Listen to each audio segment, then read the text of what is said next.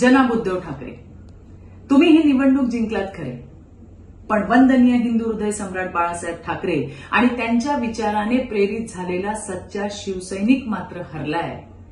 कारण तुम्हाला हिंदूंनी नाही तर मुसलमानांनी जिंकवलंय. तेही असे मुसलमान जे हिंदू द्वेषी आहेत. दुर्दैव या गोष्टीचं आहे की या मुसलमानांच्या मनामध्ये हिंदूंबद्दल द्वेष पसरवायचं काम हे वंदनीय बाळासाहेब ठाकरेंच्या कुपुत्राने त्या ठिकाणी घेतले. हा द्वेष हिंदू तुमचे हक्क हिसकावणार आहेत या भीतीचा होता.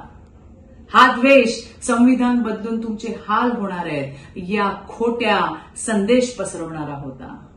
आणि म्हणूनच उद्धव ठाकरे उर्फ उस्मान चाटरे तुमच्या निवडणुकीत उधळलेल्या गुलालाचा रंग भगवा नव्हता, तो हिरवा होता आणि त्याला द्वेषाचा वास सुद्धा येत होता. महाराष्ट्राची जनता तुम्हाला कधीच माफ करणार नाही. वर बाळासाहेब सुद्धा तुम्हाला कधी माफ करणार नाहीत.